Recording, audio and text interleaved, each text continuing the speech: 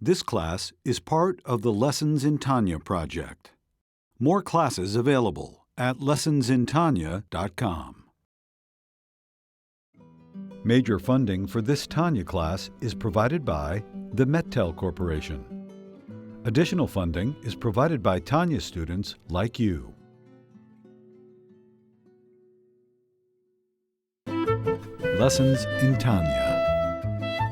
The Tanya of Rabbi Schneur Zalman of Liadi, taught by Rabbi Ben Zion Krasnianski. Tanya's text elucidated by Rabbi Yosef Weinberg.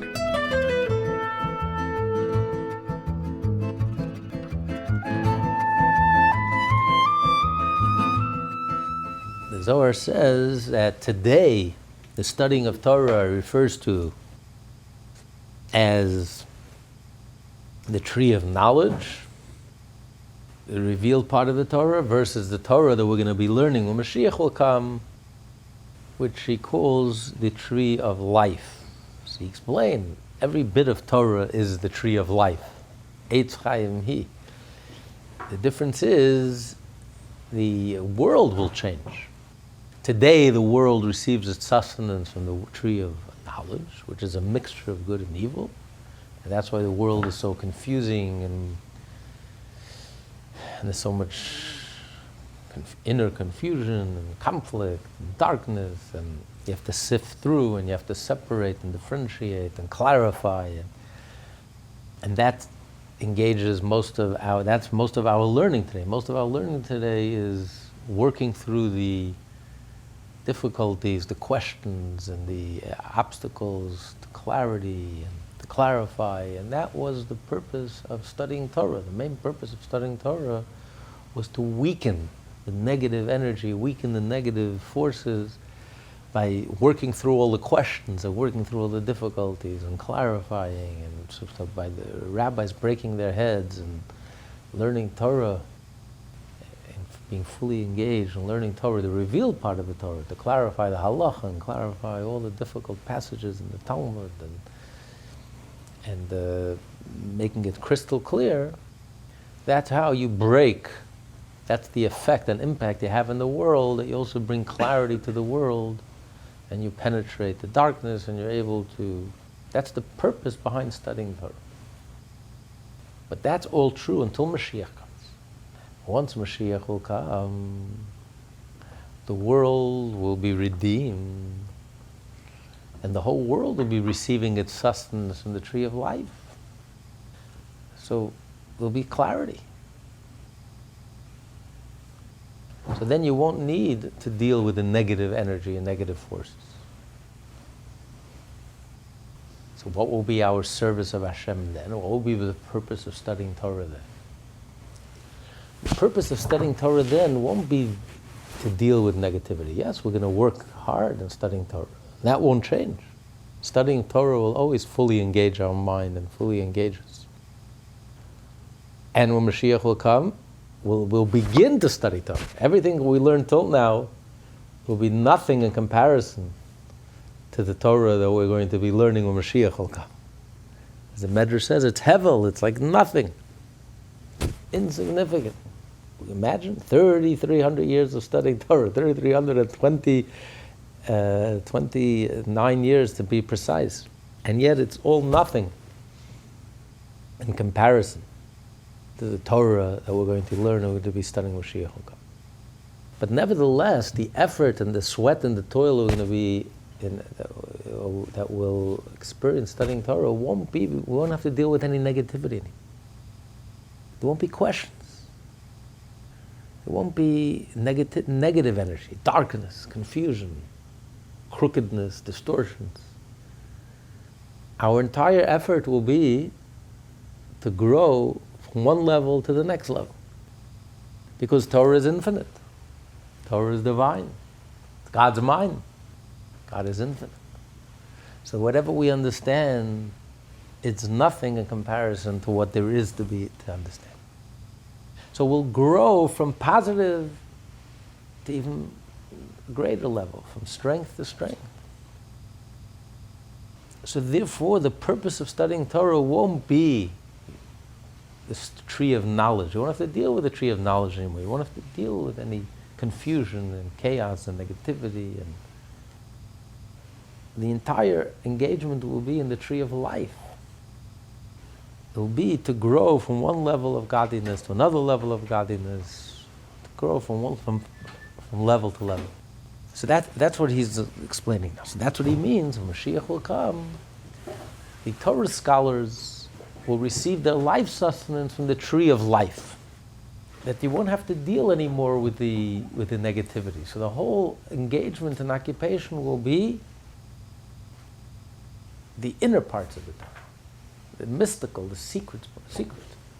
As Maimonides says, in Halacha, the very end of his magnum opus, says when Mashiach will come, the main occupation of the world will be exclusively the pursuit of the knowledge of Hashem to the maximum that's humanly possible. And he doesn't say it in a positive sense, that the engagement of the world will be the pursuit of knowledge. He says it in the negative, like the pursuit of main occupation of the world will be only exclusively nothing but lo yeh eitzak ha'olam ela l'das es Hashem, the knowledge of Hashem, and then he adds bilvad, exclusively. Says the Rebbe explained what's Maimonides saying. First, he should have said in the positive. Why does he say the world will not be engaged only nothing but exclusively bilvad? Why this tremendous emphasis? So Maimonides is coming to explain in halachic terms, in simple terms. The Mashiach will come. We will not be studying the revealed part of the Torah. Lo yeh ella, the knowledge of God, which is the knowledge of the Kabbalah, the mystical, of the Chassidus. Not the Talmud, the revealed part of the Torah. That he says, bilvad, exclusive. Yes, you're going to have to learn, as the Alter Rebbe pointed out. Of course, you're going to have to know all the laws and all the rules. But asek, engagement, fully engaged and occupied, won't be necessary. How are you going to know all the rules and laws, halachot, all the details of all the mitzvot if you don't learn and study? So the Alter Rebbe is going to say, either by learning it once, you'll know it. There won't be any forgetfulness. You'll learn it once and it'll be registered, and that's it. You'll know it. Can you imagine? Halavai, huh? We can't wait for Mashiach to come. We want Mashiach now, yesterday. You learn it once and it's here. You have it for the rest of your life. There's no need to learn it, repeat it, and engage and delve into it and engage in it. And then he says even more so, it says that Avram Avinu knew the whole Torah before it was given. How did Abraham know the whole Torah before it was given? He didn't have a Talmud. He didn't have all the books that we have. But he knew it naturally, instinctively. Because if you know everything at the source, if you know its spiritual root and source, from it you can understand already the halach.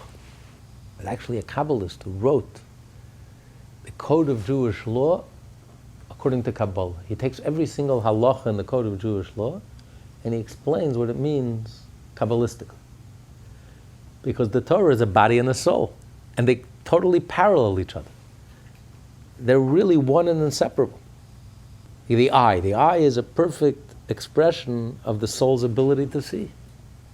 Every organ in the body perfectly matches the soul, the energy, the brain, and the three brains. The right brain, creative mind, matches the creative ability, wisdom. The left brain matches the analytical ability. The limbic brain matches the ability to decide, conviction, choose, which is that. So every part in the body is a perfect expression. Parallel, matches perfectly its spiritual counterpart. The energy that perfectly fits it and matches it and is enclosed in it. So the body of the Torah, every halacha in the Torah is a parallels and perfectly matches the soul of the Torah. That's why the Vilna Gaon said, anyone who doesn't know the root and source of every halacha in Kabbalah is not allowed to give a halachic verdict, because he doesn't know what he's talking about. Because unless you know the inner, the soul of the Torah, you really don't know the revealed part of the Torah. Because they go hand in hand. It's a body and soul. You can't separate the body from the soul. If you separate the body from the soul, you have a corpse. You have neither body nor soul. So Mashiach will come when you're so in tune with the soul of the Torah. Automatically, you'll understand the halacha. By understanding the root and the source and seeing it in the root and the source, automatically you'll understand its manifestation. Without even delving into it, without engaging in it, or studying it, you'll know it. See a beautiful story with the fifth Lubavitcher Rebbe was once washing for the meal. And his younger brother comes in all excited, comes rushing in, tells his brother that science just discovered that there's a vein in the brain that when a person wants to, you want to think about something very deeply, what do? When you're concentrating very deeply, what do? You bow your head. When you want to remember something, you pick up your head, lift up your head, you're trying to remember, right? That's what most people do, lift up their head trying to remember. Yeah. When you're trying to think deeply, you bow your head and you're trying to. This is why. He says, because when you're trying to concentrate and focus, you're accessing your limbic brain, the das, the ability to focus and to concentrate.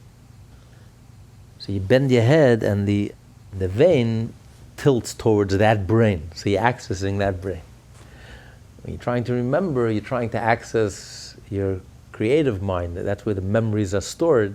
So you lift up your head. So he's all excited about this breakthrough that science discovered.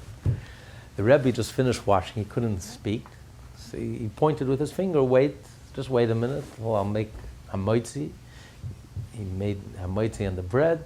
He went over to the bookshelf, took out a Hasidic discourse in handwritten by the second Lubavitcher Rebbe, which is 100 years before their time.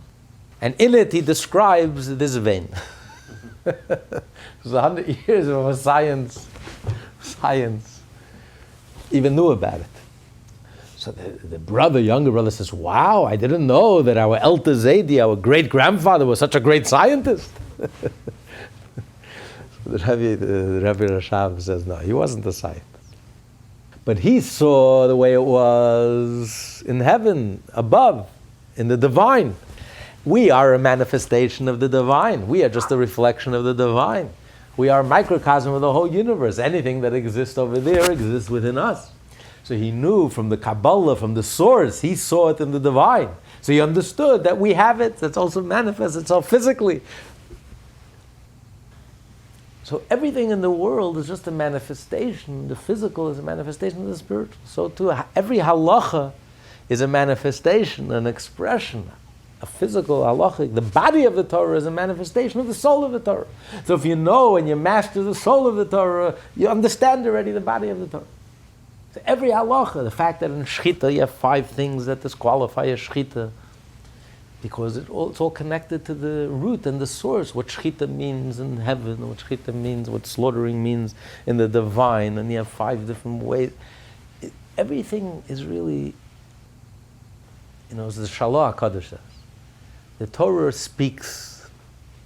People think that the Torah speaks in this world, but it hints to deeper truths. He says just the opposite.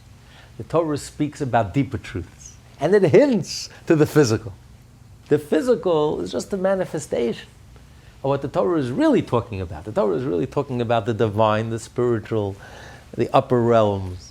And it manifests itself in the simple stories and the Torah, and the characters and the personalities. But the physical is just a symptom. So Mashiach will come. When everything will become clear, then everything will be the opposite. Our main focus and concentration exclusively, as Maimonides adds, no, it won't be nothing other but the inner parts of the Torah exclusively. We won't even be engaged. Either you'll learn it once and you'll know it and you won't even have to spend time in it. Or by learning in the soul of the Torah, you'll automatically understand all the laws and all the physical manifestations of the Torah.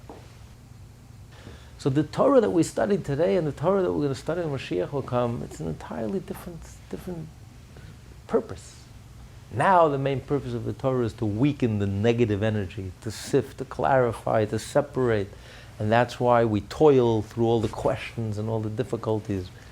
And the main occupation, including by all the great mystics, was learning the Talmud and learning the Halakha and learning all the revealed parts of the Torah. Mashiach will come. Not only the main occupation, the only occupation. Nothing other but the secrets of the Torah, the inner, the esoteric, the mystical, exclusively. Which explains also why Maimonides writes in the beginning of his magnum opus. He refers to, Talmud says that Hillel had 80 students. The greatest of them was, he was so holy that when he studied Torah, the birds that would pass by above him would burn.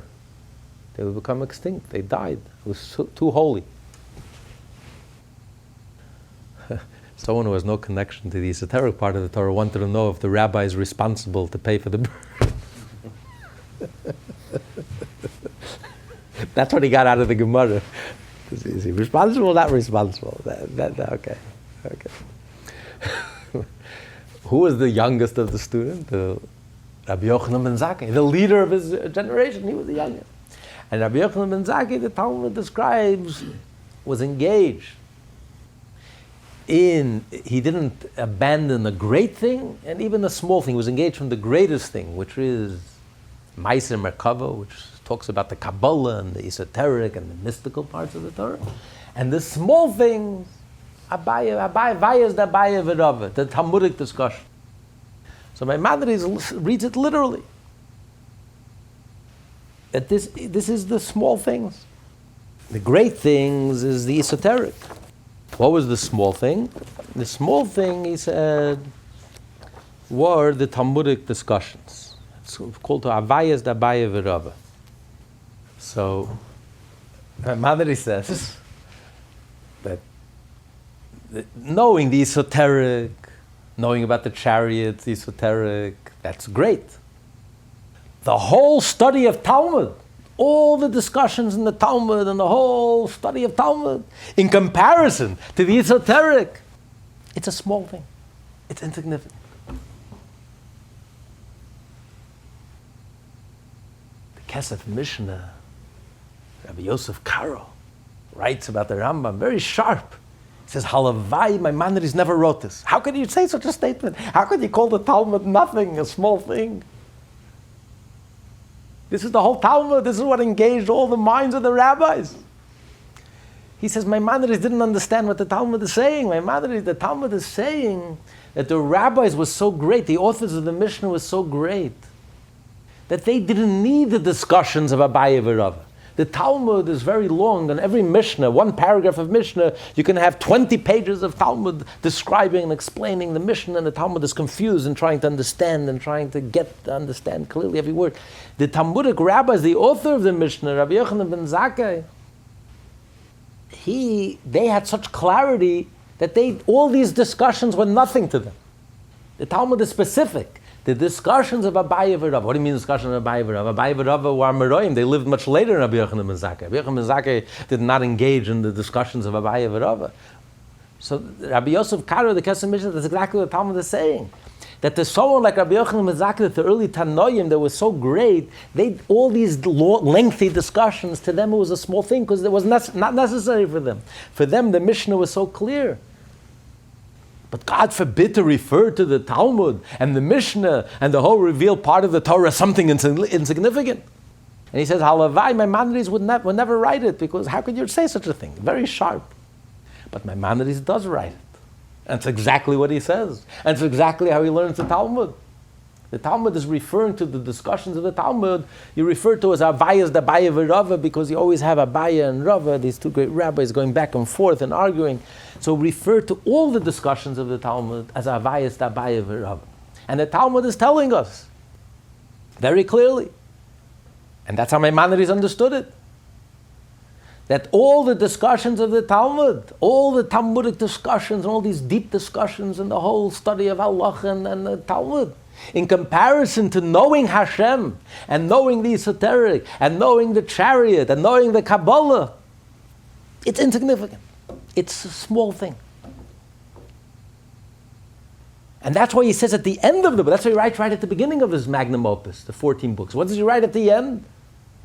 Literally at the very end, what's going to be, just to prove and to highlight this point, because what's going to be, he says it very emphatically, that the whole occupation of the world, Jew as well as non-Jew, will be nothing other. He doesn't say will be in the positive sense, but it says nothing other but the study of the esoteric. Exclusively, he adds, exclusively. We won't even be studying, not only we won't be doing business, and our whole day will be occupied in studying Torah, but within Torah itself, exclusively the esoteric. We won't even bother with, we won't even pay attention, we won't even bother with the study of the Talmud. Of course, you have to know the halacha. So you learn it once and you'll know it. But it won't engage you your whole life, like today. Today, our whole life is engaged in the study of the Talmud. Most of our life. Even the greatest mystic, Rabbi Shimon Bar Yochai himself, most of his time he spent studying the Talmud and halacha. The Alter Rebbe himself probably spent most of his time studying Talmud and halacha. Probably all the Rebbes. That's how they set up. 2/3. That's how they set up the yeshiva. 2/3 during the week. 2/3 you'll study Talmud, and 1/3 of the day you study Chassidut. On Shabbat, on holidays, it's the reverse. Every day you study Talmud, but 2/3 you study Chassidut and Shabbat, and 1/3 of the day you spend studying Talmud. But Mashiach will come. The main occupation will be exclusively nothing other, exclusively then studying the esoteric. Because either you'll learn it once and you'll know it, or when you know the esoteric and you know the root at the source, automatically you'll know.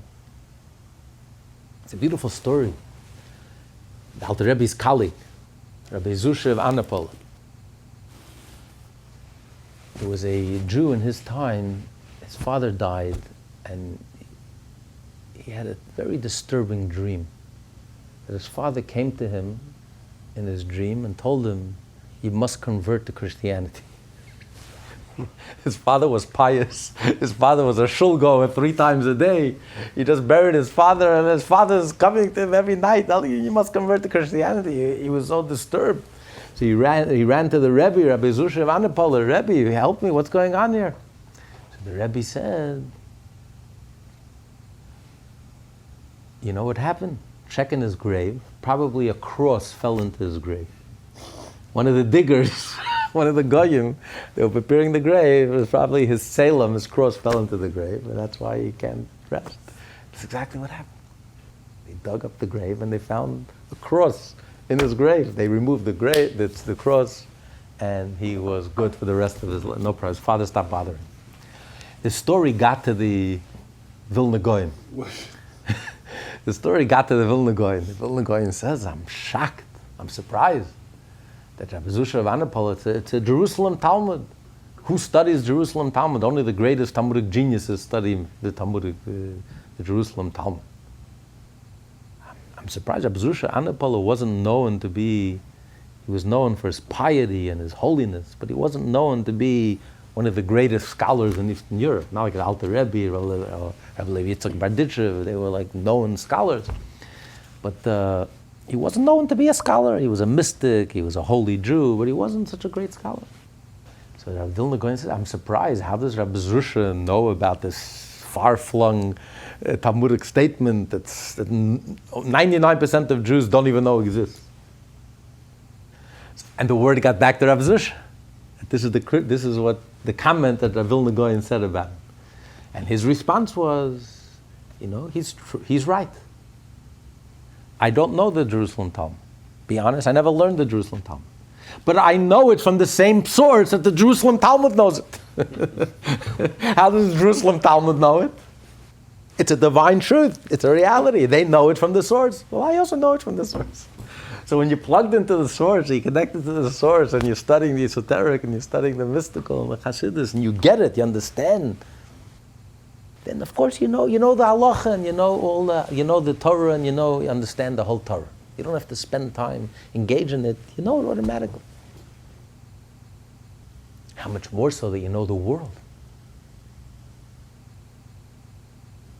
I think a group of students once asked the Rebbe, how is it possible that they say about the nogah, and he knew so much, he knew all the sciences, and if he spoke to the Rebbe also, any scientist who spoke to the Rebbe could converse in his language, whether it was a mathematician or was any field. The Rebbe could speak to them in the most current, the most up-to-date breakthroughs in science, and he would discuss with scientists, he would discuss with them what's the breakthroughs in the areas, would speak to them in their language. How is it possible that you know all the scientists? I mean, you're a Rebbe, you're a rabbi, you're studying Torah, you're not studying. The Rebbe answered, because God creates the world with Torah. So if you understand the Torah, if you understand the blueprint, the truth is, you do understand everything. Because Torah is the blueprint for everything. It's the blueprint for math and for science and every skill in music and art. Everything comes from the Torah. There is no other reality but the Torah. So if you really understand how thing works in the Torah, how Hashem thinks, if you understand the Creator, you understand how Hashem thinks, you understand the structure of the whole universe. If you understand the chariots, you understand the whole structure, the way Hashem structured the universe and the 10 emanations and the 4 worlds, then you understand exactly how Hashem created the world. You understand everything. You can really understand everything. So when you understand, the deeper you understand the root at the source, not only you understand the world, you'll surely understand the body of the Torah. If you understand the soul of the Torah, you understand the body of it. So that's what Alter Rebbe is now going to say here. The above applies nowadays when the Shechinah is exiled in nogah. Hence the main function of Torah study is to seek out and elevate the sparks of holiness from the kelipot. Hence too the current concentration on the laws of issur and hetter, passul, and the like. But when the Shechinah will emerge from kelipat nogah, or from the kelipot, the action of the sparks will be completed, and the evil kelipot will be separated from the good of holiness, and all the workers of evil will be dispersed. And the tree of knowledge of good and the evil, which is of kelipat nogah, and which prevails during the time of exile, will no longer be dominant, because the good will have departed from it. Kelipat nogah is influential only by virtue of its minimal component of good. As soon as this is extracted, kelipat nogah will have no dominion whatever. Then people will engage in the study of Torah and in the observance of the commandments, not in order to extract the sparks, as in the present, but in order to bring about the kin of Yehudim, unions, or marriages of Sfirot, more sublime than those which are effected through our present Torah study, in order to call forth more sublime lights, transcending Atzilus. This is explained in the writings about Isaac Luria, blessed man. So the point will be to elevate even higher, to go even higher, to elevate the upper worlds. Right now we are working with the negativity, to deal with the darkness, but Mashiach will come, the whole occupation will be to elevate the heavens, to elevate the upper worlds, to reveal a much deeper unity that even transcends the world of unity, the world of Atzilus, one level of unity to even a higher level of unity, and it's infinite. It's like faith. Yesterday's faith becomes today's understanding, today's comprehension. Yesterday I had to take it on faith. It sounded so beyond anything I can possibly understand, but I take it on faith. And then you mature, and you grow up, and you learn, and you study, and then you understand it. It's no longer faith. I can see it, it makes sense, I appreciate it. So then the faith is now on a higher level. So the heaven is always above us. Heaven always remains above us. Because no matter how much we understand and how brilliant and how bright we are and how advanced we are and how mature and we grow and we even in leaps and bounds, but the heaven is always above us. There's always a level that's beyond our comprehension. So it's a new heaven. We've elevated heaven. Yesterday's heaven becomes today's earth. Now it's not heaven anymore. I have it. I internalize it. It makes sense. So now I have a new heaven, a new level. It's beyond my understanding. It was the Alter Rebbe's mentor, Rabbi Menachem Mendel of Vitebsk. One time in Simchas Torah, he refused to come out to HaKodesh. The Chassidim were waiting for him to come out to dance.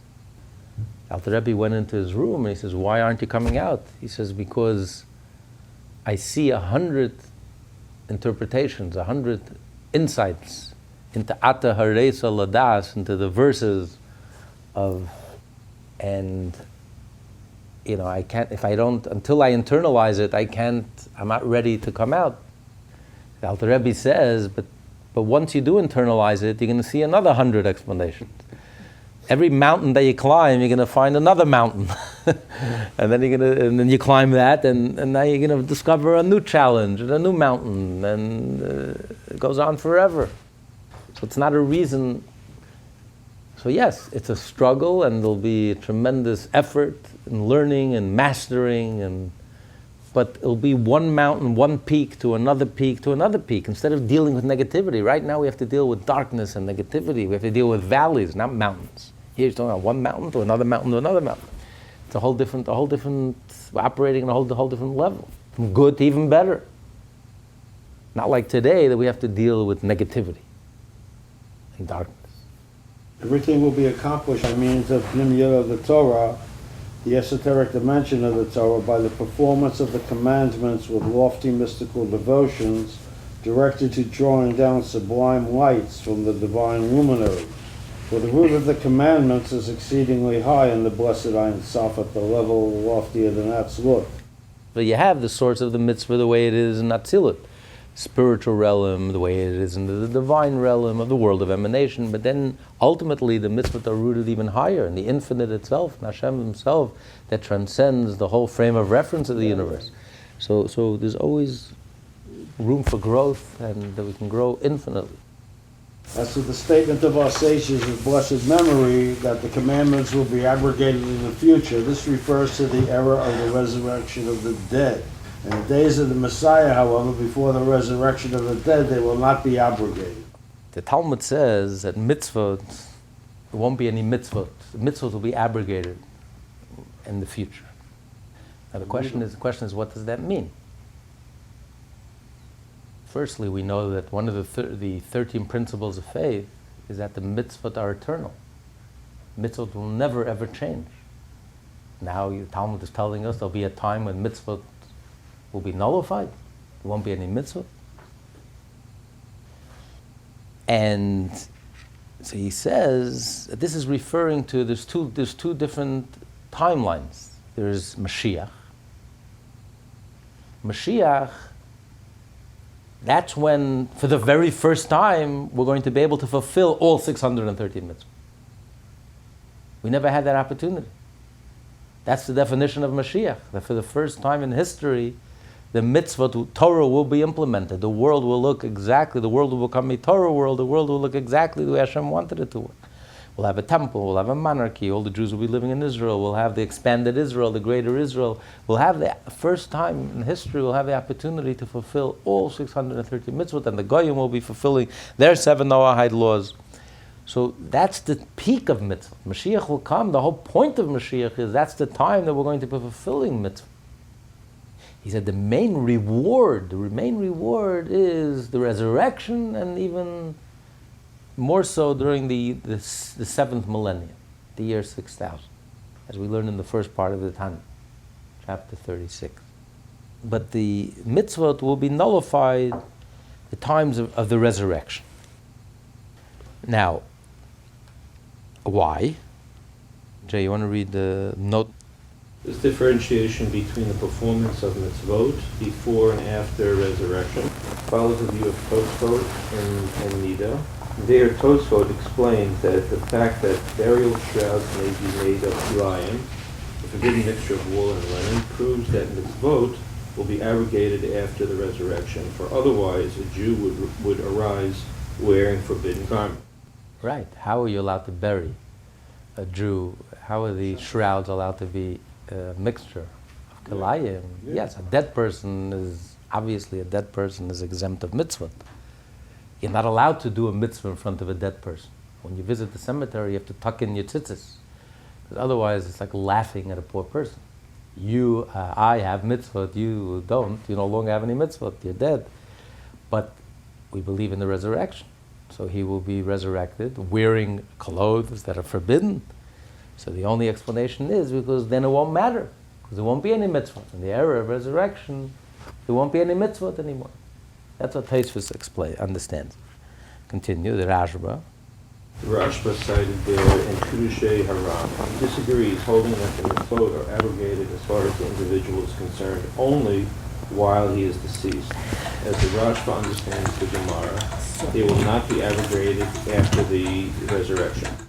That only the person who's dead is no longer obligated to mitzvot. But when a person comes alive, mitzvot will never be abrogated. If once you're alive, then you're obligated to do all sorts of stuff. You can't say at the era of resurrection, mitzvot won't apply. That's how the Rashba understood. The Rebbe Shlita uses this debate to resolve a seeming contradiction between the two statements followed by the Alter Rebbe. In his note to chapter 36 of Tanya, the Alter Rebbe writes that the time of receiving the reward is essentially in the 7th millennium. Since this is after the time of the resurrection, this is a time during which we are all intended to perform mitzvot. How, then, does the Alter Rebbe state here that mitzvot will be abrogated at the time of the resurrection? The distinction, in the note to chapter 36, the Alter Rebbe follows the view of the Rashba, who maintains that at the time of the resurrection, mitzvot will continue to be in effect. The Alter Rebbe also follows this view in his Mamar in the B'tzeit Torah on the phrase Haya ba yom hahu yitka b'shofar gadol. Here, before he follows the view of Tosfot. And then he says that all the questions that people have are, Alter Rebbe answers that there are two different eras. There's the era, the Messianic era, which then, of course, will be obligated to do 630 mitzvot, and then, according to Tosfot, according to one of the medieval rabbis, the group of rabbis known as the Baalei Tosfos, mitzvot will be abrogated beginning with the resurrection. According to the Rashba, however, not only during the Messianic era, but even in the supernatural time of the resurrection, then we will also be obligated to do mitzvot. And the reward for the mitzvot will actually be at the millennium, at the 7th millennium, at the year 6000, when it says Hashem will destroy the world. It will be a different world. Now, Chassidus explains elsewhere, when it says that the mitzvot will be nullified and Mashiach will come, why is that not in conflict with the idea that mitzvot are eternal? The mitzvot are forever. Okay, so you can say simply that the mitzvot are forever for human beings who live naturally. A human being who's resurrected is not, his whole being is miraculous. It's not natural.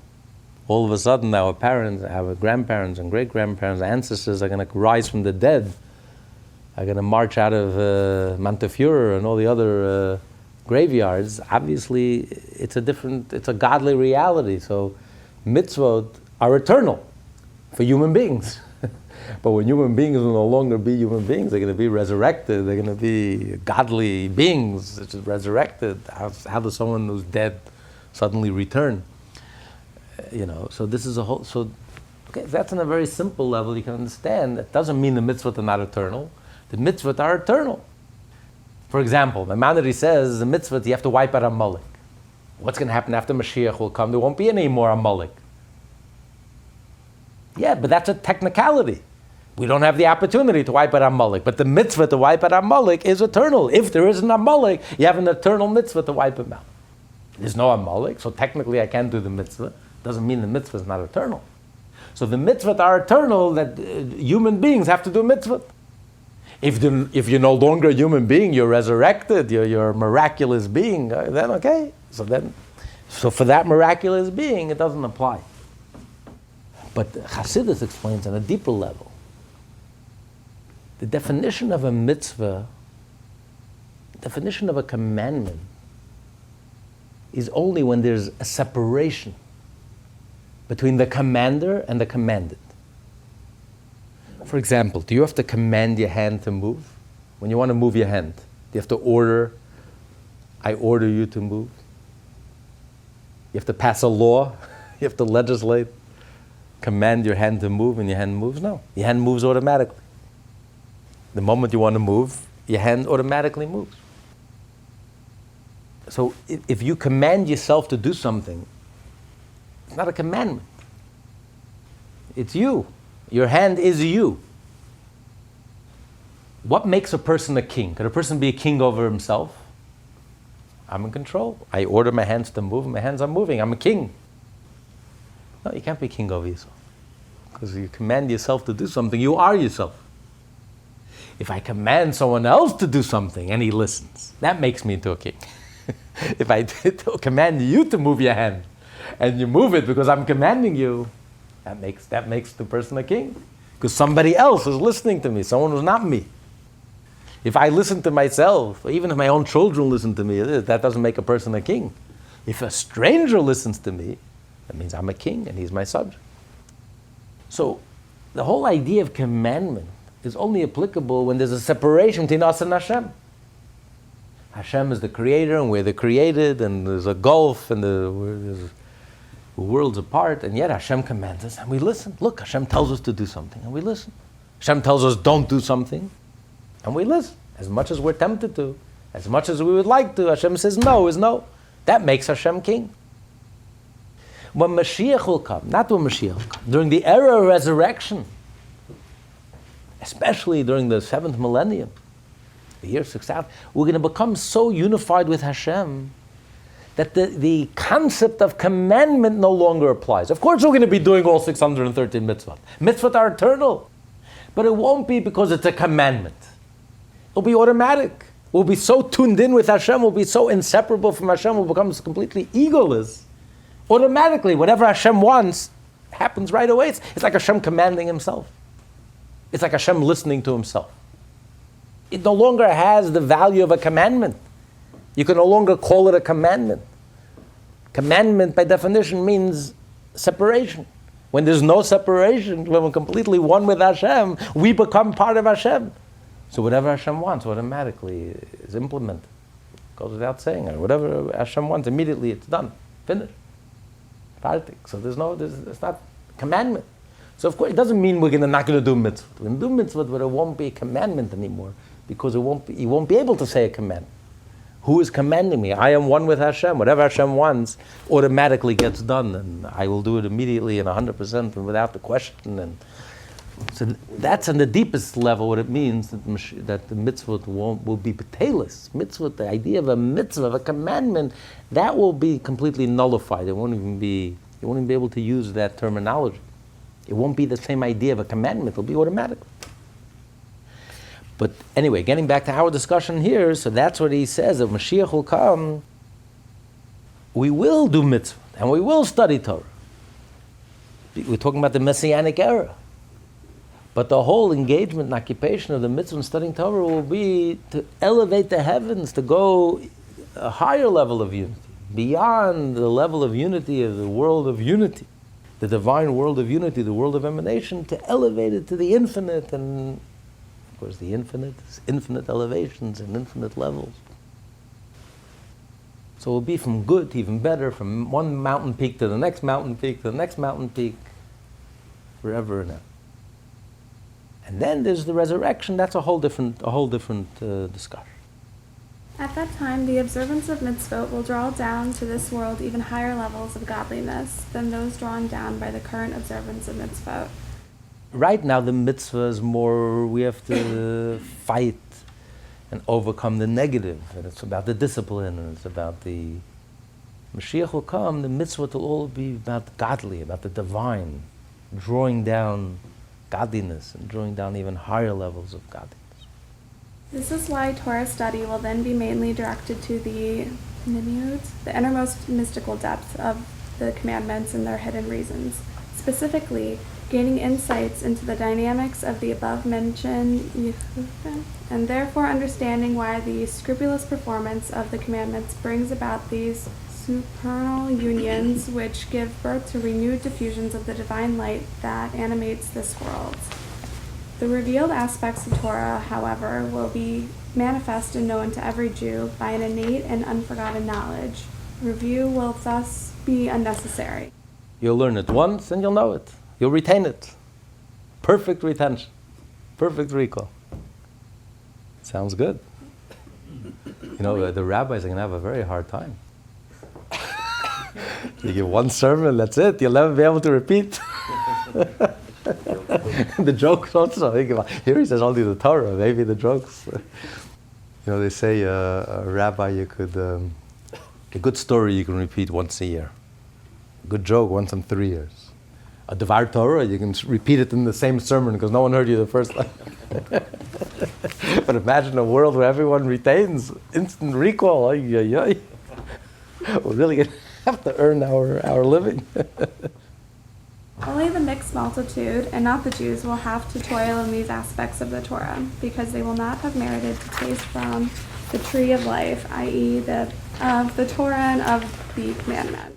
So he says this only refers to the Torah scholars, but there will be the earthy people, those who don't have the merit, those who did not study the inner parts of the Torah in the time of exile, and those who are very square. The whole relationship to Yiddishkeit and Torah, it's very mechanical, very technical. And the truth is, it's a very dark place. It's very sad to see Jews who are religious, who are observant, go through the trouble, are committed, and yet they're in a very dark place. There's no love. There's no passion. There's no life. It's like the Yiddishkeit is stilted. You walk into shul, everything is stilted, everything is dead, everything is heavy, it's not alive. There's no vitality, there's no energy, there's no oomph. Everything is like bitter, negative. The whole Yiddishkeit is like a burden, a pain in the neck. It's like paying income taxes.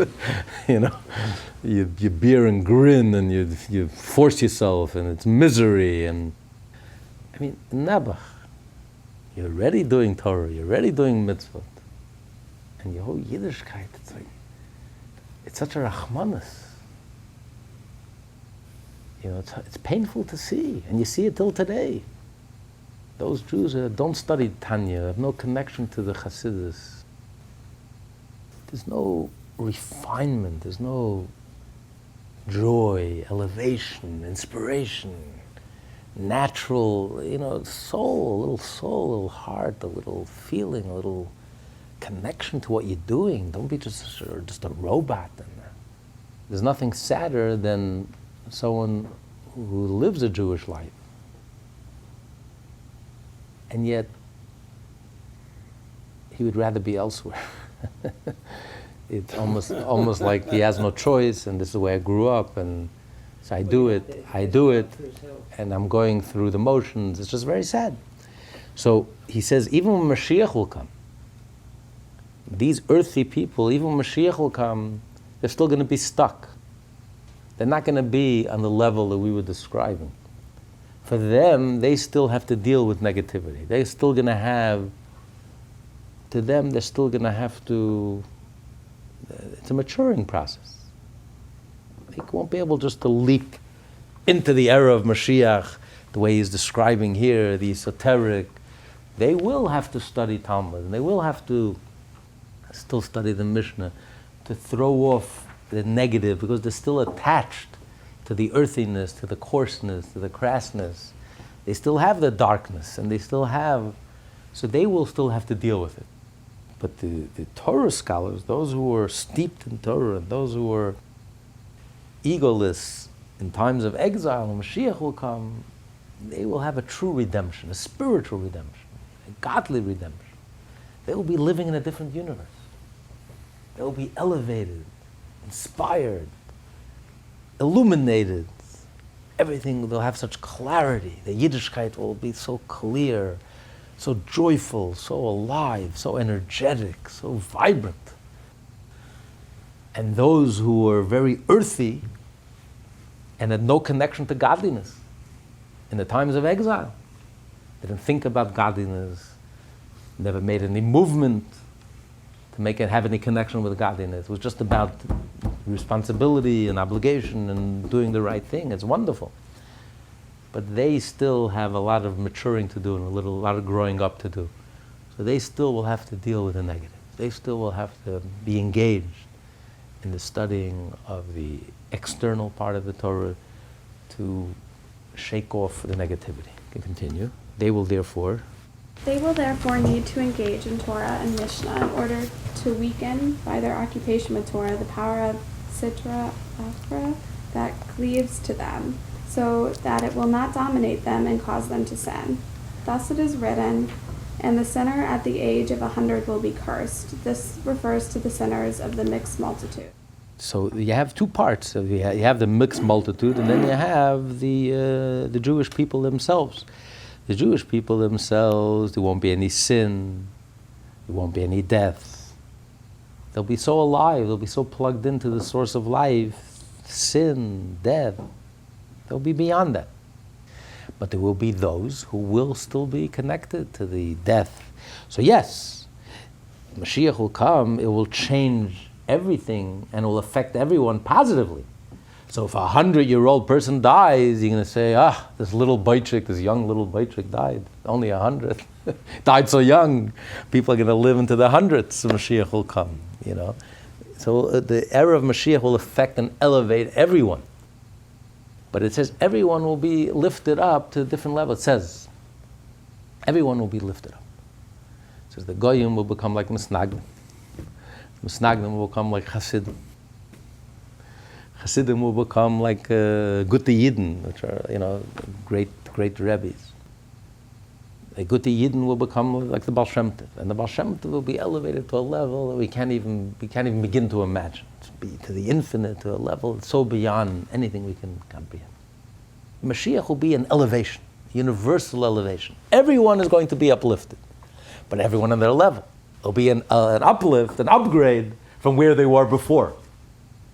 So, each one will be an uplift. So for those who never studied Chassidus, Mashiach will come just to discover the world of Chassidus. Will be a tremendous upgrade. But they still have a lot of baggage that they have to work through. The Chassidim who studied Chassidus for the last 300 years, Mashiach will come. It'll be as he describes here, as the Zohar describes here, will be plugged into the tree of life, and the whole occupation and exclusively will be esoteric and the inner and it'll be a whole different level.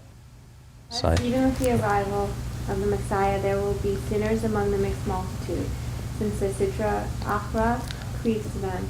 They will therefore require means by which to weaken it, so they will not sin. Nor will they need only the revealed aspects of the Torah in order to repel the sitra achra. In addition, on the practical level, they will need the detailed rulings of prohibition and impurity more than the Jews. For the latter, nothing will occur that is ritually unfit, impure, or forbidden, since there shall not befall any instances of righteous. The era of Mashiach, all Jews will be at the level of the righteous. So it's interesting. He says, right now, this verse that Hashem protects the righteous, that they shouldn't sin, Tosfos explains it doesn't refer to every single case. We find cases that righteous people did sin. This refers to, specifically, to sins that involve eating, to eat something that's not kosher. So Hashem will protect the righteous, even if it's not their fault. So technically, you can't hold it against them. They simply didn't know. It was a mistake. But Hashem will protect them that they shouldn't even come to sin even by mistake. Miraculously, God will protect them. Why will Hashem perform a miracle? If Hashem to go out of his way to perform miracles, Hashem doesn't like just to perform miracles. Why would Hashem go out of his way to perform miracles? When it comes to other things, other sins, if a person sins unintentionally, Hashem is not obligated to perform a miracle that even the tzaddik shouldn't sin. But when it comes to food, to eating, Hashem will protect the righteous. He shouldn't, God forbid, come to eat something they shouldn't be eating. Why? Because food has a particularly negative effect on a person. It doesn't matter what your intention is. That's why we're so careful what children eat. What do we care what children eat? Children are not obligated in the mitzvah. So what do we care? Why be so careful? We're more careful about what children eat, sometimes even adults. Why? Because you're affected by what you eat. You are what you eat. It doesn't matter what your intention is not. If I ate poison, well, it wasn't my intention. It's not my fault. Don't hold it against me. Yes, I won't hold it against you, but you ate the poison, it's going to kill you. It'll affect you negatively. It doesn't matter intention, not intention. Food is different. If I sinned and was unintentionally, okay, it was unintentional, so I can't hold it against you. It's not the end of the world. But if you eat something that's not kosher, something that's not kosher, it's not just the act of eating, the eating itself, it's like eating poison. For the soul, it's like eating poison. It's going to affect you negatively. When a person eats non-kosher, it affects your soul negatively. It dulls your senses. It has a tremendous negative effect on the person. So Hashem has to go out of his way, so to speak, and perform a miracle to make sure that the tzaddik should not come to eat non-kosher. But he says when Mashiach will come, the Alter Rebbe says here, this concept that Hashem will protect the righteous applies across the board. Not only when it comes to sins, matters of food, anything. Why the difference? Because again, once Mashiach will come, the world will reach perfection, the whole world will become perfect, the whole world will be plugged in and connected to the tree of life, the whole world will become holy and good. So therefore, Hashem will protect and make sure that the tzaddik will not even come, even unintentionally. It won't even be possible for him to sin. Hashem will make sure that he shouldn't come to sin. So therefore, they don't have to worry too much. They can spend their whole time and whole focus on studying the esoteric part of the Torah, and they'll know the rest of the Torah, and Hashem will protect them. But the earthly people, the multitude of nations, they have to learn the laws very well. Otherwise, Hashem is not obligated to protect them. And then he adds, and this is the most important thing, this is also possible. It is also possible and indeed probable that the Jewish people will know all the fundamentals of the revealed plane of the Torah from the pinmiut of the Torah, as was the case for our father Abraham, peace be with him. The Gemara relates that Abraham filled the entire Torah even before it was given at Sinai. Now there are passages and commandments to which he could not possibly have related on a physical level. Inscribed on the tiny parchment scrolls within Tefillin, for example, are biblical passages which record the exodus from Egypt, a land to which his descendants had not yet been exiled. The mode of Abraham's performance of the commandments is as spiritual and esoteric as the Alter Rebbe explains in Torah Or and the Gittinei Torah. Right, so there's no way that Abraham could know about the exodus from Egypt. It never happened. So how did he know the whole Torah before it was given?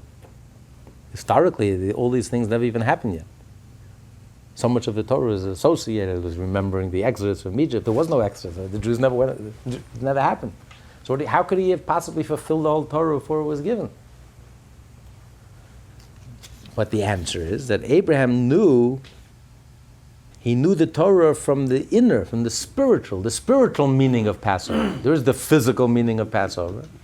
The physical meaning of Passover is associated with the historical event of the Jewish people leaving Egypt.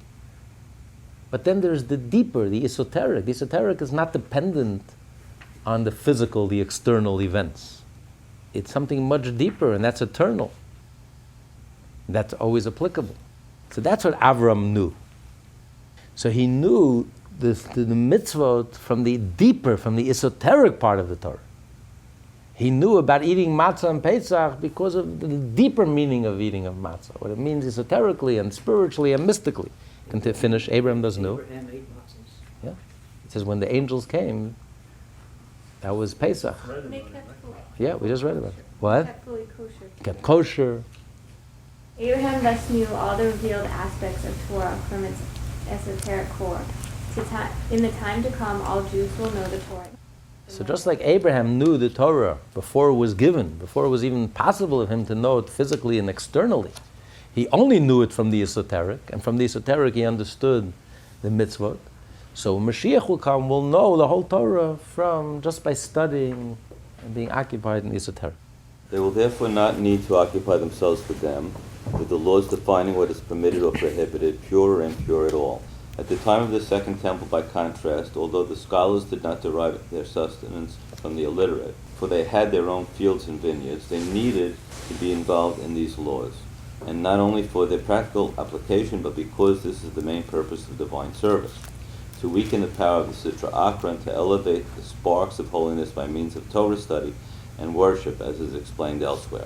After the above words of truth, it will be possible to clearly understand the earlier quoted passage from Raya Mahema, which spoke of the tree of good and evil, prohibition and permission, meaning kelipat nogah, which is the mainstay of this world. As is written in its Chaim, at the moment that the Mashiach arrives, the dominant influence in this material world is kelipat nogah, the tree of knowledge of good and evil. After his arrival, however, this dominion will cease, and man's divine service will be directed not to extracting the sparks of holiness hidden in the material world, but bringing about ever higher supernal unions, as explained above. This will suffice for the discernment. Wow, what a powerful letter. Very long letter.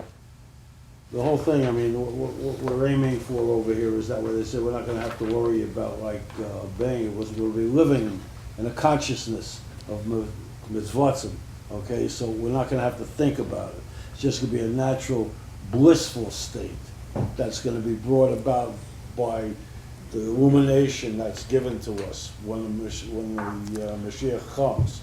So we're going to be able to just do these things without having to think about it. You just know it. Well, intuitively. Well, you'll know it intuitively. You know what to do. You'll know what to do. That's right. You'll make a decision to do it, but you know what to do. You'll know what to do. Instinctively, you'll know. You know, if a person had no ego and no evil inclination, you would instinctively, you would know what's right. You would know what's godly, what Hashem wants. That's it. You know, it was a story with the fifth Lubavitcher Rebbe.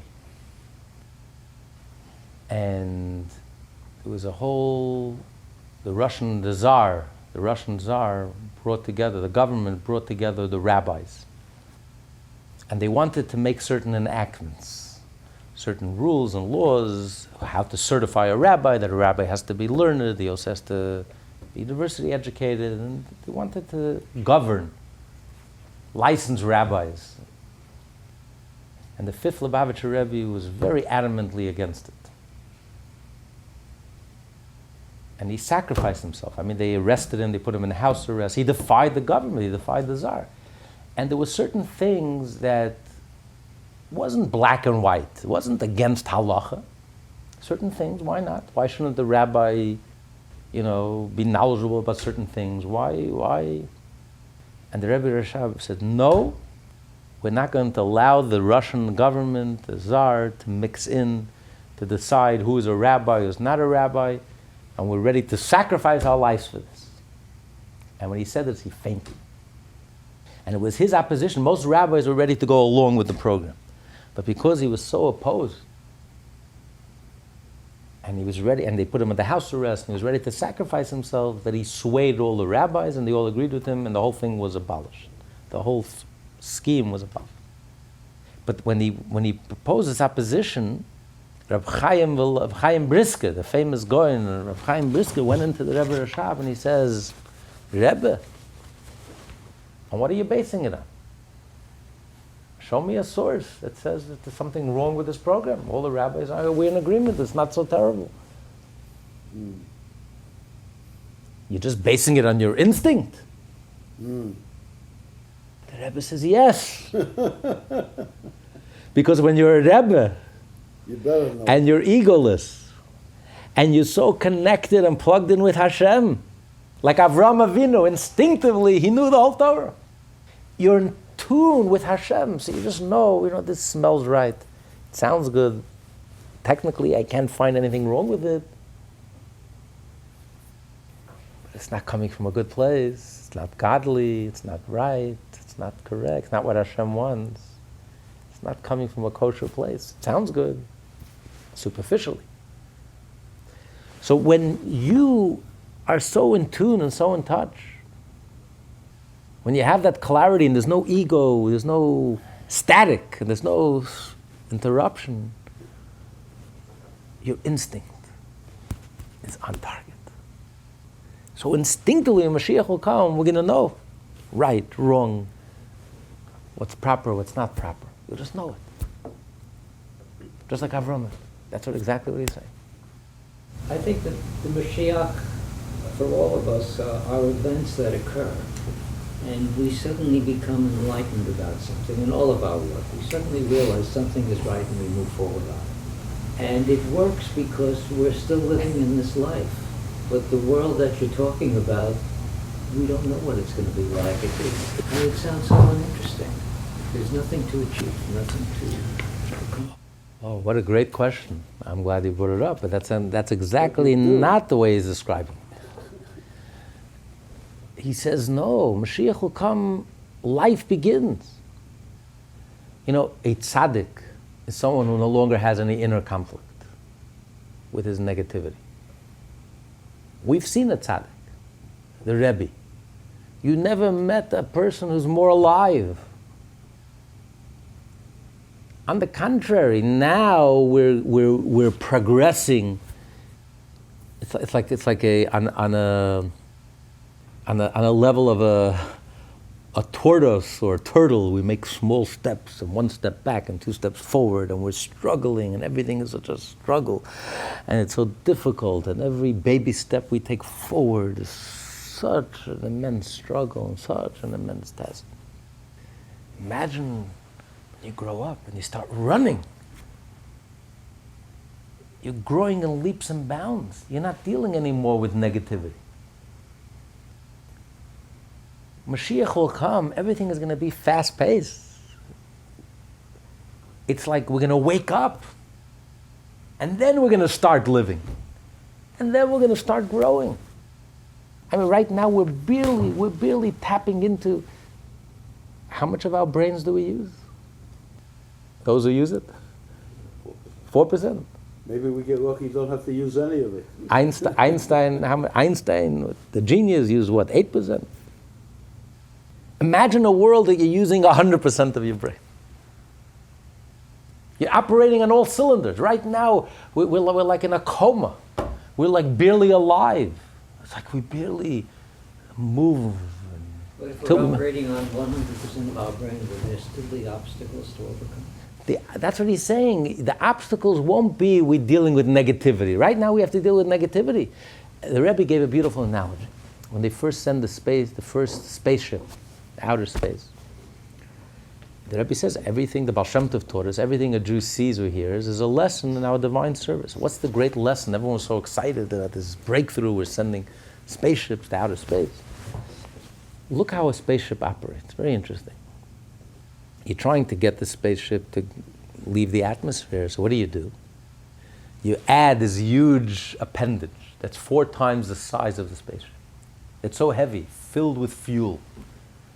Isn't it counterproductive? You're trying to leave the atmosphere, so what do? You add all this tremendous weight. But that's the pressure. That's what provides the pressure and the power that boosts the rocket, the spaceship outside, out of the atmosphere. What happens then? Once the spaceship leaves the atmosphere, it drops the rocket, it drops the fuel tanks, and then it starts flying in space. And then it goes millions of miles. It goes so quickly. The Rebbe says that's the difference between the average person and the tzaddik. We have to deal with negativity. Why did God make life so difficult for us? He wants us to do the right thing. He gives us a Torah and tells us to be moral and to be ethical and to be spiritual and do the right thing, and then he makes it so difficult. We have conflicts from within and from without. But this is the fuel that gets us moving. Without this friction, without this conflict, without these tests, without this, we would be dead. We're not alive. This is what makes us alive. We overcome, we struggle, we have to dig deeper, we have to effort, and then we come alive. But what happens once you're already flying? You don't need these tests. You don't need this negativity anymore. Once you already reach outer space, it's infinite. Space is, you can go and go and go. So the tzaddik is so alive. The tzaddik who no longer has to struggle with his evil inclination, he is the most alive. But he's growing from strength to strength. God is infinite. So no matter how much you accomplish, no matter how much it's like the genius, the Nobel Prize winner, who has accomplished the most. He will tell you that he knows nothing. And there's so much to learn. Yes. He's so excited. Yes. So Mashiach will come. You know what kind of struggle it is? The struggle will be to grasp even more and to understand even more and to go even deeper and to go deeper and deeper. You come so alive, you're so excited, you're thrilled, you relish every moment, the discovery, and you discover a breakthrough and then a bigger breakthrough and then even a greater breakthrough. But you're not dealing with negativity, you're dealing with breakthroughs upon breakthroughs upon breakthroughs. So Mashiach will come, we come alive almost as if for the very first time. Right now we're like in slow motion. You know, there were two turtles who crashed into each other. And behind them were the two tortoises. The police come and they ask the tortoise, what happened? So the tortoise says, I don't know, it all happened so fast. So right now we're like advancing at a snail's pace till we make a move, until we lift a pinky, until we change something in our lives. It's like anyone is so impatient. You get so impatient, but when Mashiach will come, everything will speed up. Right now we're in the Pentium age. Everything is speeding up. Everything is changed. What used to take 200 years now happens it used to happen in 2 years. Now it's happening in 2 minutes, in 2 days.